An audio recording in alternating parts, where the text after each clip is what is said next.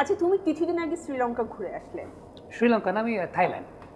Thailand? Wow, ওটা তো খুব মজার জায়গা, অনেক মজার মজার খাবার পাওয়া যায়। তোমার সবচেয়ে পছন্দের খাবার কোনটা?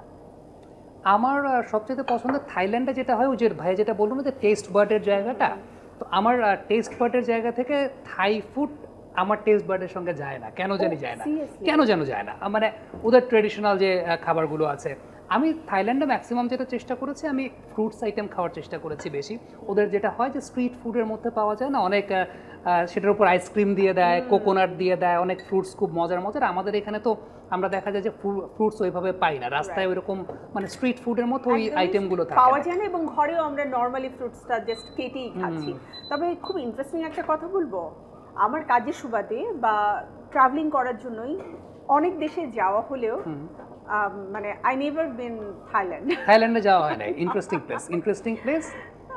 খুব রিসেন্ট পাস্টে যেটা হচ্ছে, আমার থাইল্যান্ডে যাওয়া যে কারণে হয়েছে যে থাইল্যান্ডের ক্রিকেটটা ডেভেলপ করা শুরু করেছে আস্তে আস্তে। সো তারা being an ambassador from Bangladesh, তারা আমাকে ইনভাইট করেছিল যে তাদের ক্রিকেটটা, thank you so much.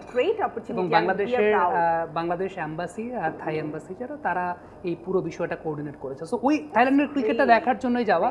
But খাবারের ক্ষেত্রে যে বিষয়টা হয় যে সেখানকার খাবারের টেস্ট, আমাদের খাবারের টেস্ট, ওই টেস্ট বার্ড অনুযায়ী একটু ডিফারেন্স ক্রিয়েট করে।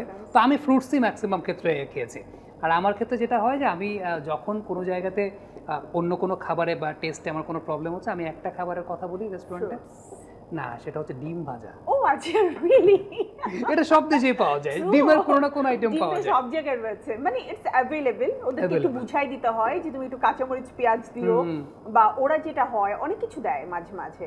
আমরা তো অত কিছু দিয়ে ডিম খেয়ে অভ্যস্ত না। মায়ের হাতের কাঁচামরিচ পেঁয়াজ আর ধনিয়া পাতার ডিমের যে মজা, ওটা না পেলেও আমরা মনে করি যে এটা হচ্ছে আমাদের জন্য সেফ সাইড। আমি থাইল্যান্ডে গিয়ে একটা প্রন খেতেও ভালো লাগে। হ্যাঁ, প্রন খেতেও ভালো লাগে। আমি থাইল্যান্ডে গিয়ে একটা থাই শব্দ শিখেছি, সেটা হচ্ছে খাইডাও। খাইডাও হচ্ছে ডিম, মানে ডিমের যেটা ওমলেট করা হয় সেটাকে বলা হয় খাইডাও। সো আমি একজনের কাছ থেকে জেনেছিলাম যে আচ্ছা, আমি যদি রেস্টুরেন্টে গিয়ে আমার যদি বলতে হয় যে ভাই আমি ডিম খাবো, কি বলতে হবে?